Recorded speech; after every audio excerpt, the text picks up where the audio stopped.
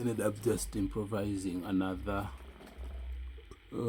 metal, also a plastic power button pressing thing, and it's black, that's blue, but I guess it's all white. Now fingerprint sensor came out when I was losing the physical plastic button. Okay, plug it in, and then make sure we push that side in first, then like this. Okay, no problem. So we push in that side first, and then this side, then the entire frame like that. And we bring our SIM card tray and put it back in.